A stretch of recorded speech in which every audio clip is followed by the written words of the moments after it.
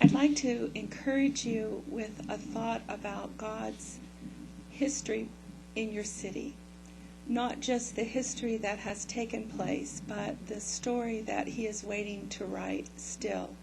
The plans that he has for your city. If you are in a position where you are interested in a house of prayer, and you're looking at this, considering where do I begin, what do we do, we want to encourage you to consider the fact that God is the one that has stirred that in your heart. If you are moved with this idea of a prayer room and prayer for your city, that has come from the heart of God. It didn't originate in you. And be encouraged by that, because there's more. There's more that he will speak to you in regards to your city, in regards to the unity of prayer among the believers in your city. And this is his heart.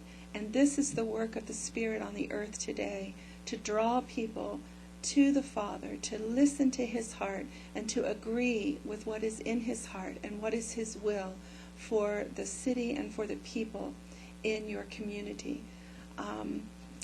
We can see examples in the scriptures that God has destiny and plans for the land, the earth that he's created. The ground retains the history.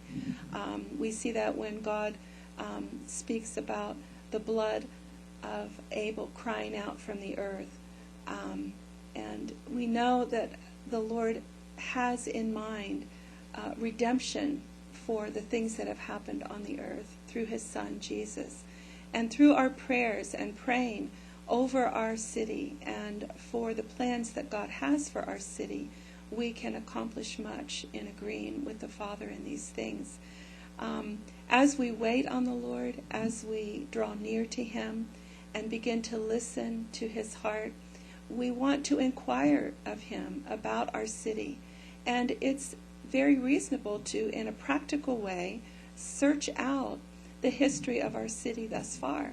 That is something that we did in our community, and the Lord really, it was a journey that was brought a lot of joy, and we could sense that God was helping us in that time.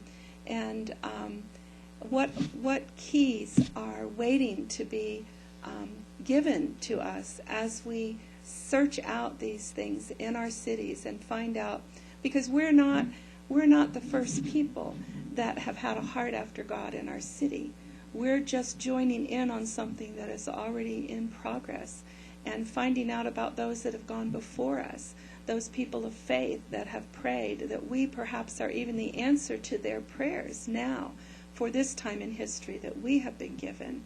So searching out and finding out what has happened through righteous people on the earth and their prayers and faith, but also the things that have happened that have brought shame and disgrace to the history of our region or our city, that we as a people of God can ask forgiveness for and pray for redemption of those things that have been a detriment to the will of God being accomplished in our community and in our city.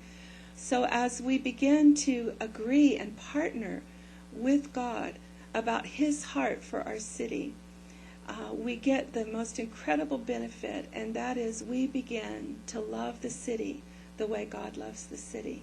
We begin to think about the people that we live life with and the people around us the way that he does. And we, again, are changed through prayer, through time spent with God, listening. And we really want to encourage you to record the things that you hear, the things that you find out as you do research and read. Go to the Historical Society or talk with people that have been in your city for a long time.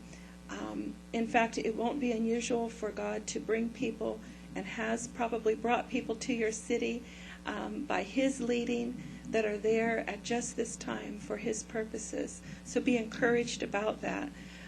We've noticed in Isaiah 55 and 56, there is such encouragement there about hungering and thirsting for the things of God, and then experiencing the reward of that.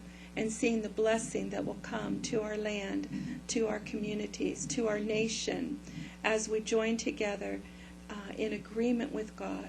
Prayer is so much about agreeing with the heart of God and agreeing for his will to come concerning a matter. What greater privilege could we have than to get God's heart, find out his plans, his purposes, the destiny that he has for our cities, our communities, our people, and then saying yes to him and watching him do what only he can do, which will bring him great joy to see it go well with us, because that's his heart, that it will go well with his people, that it will go well with the people that are created in his image, to bring forth glory to his Son on the earth.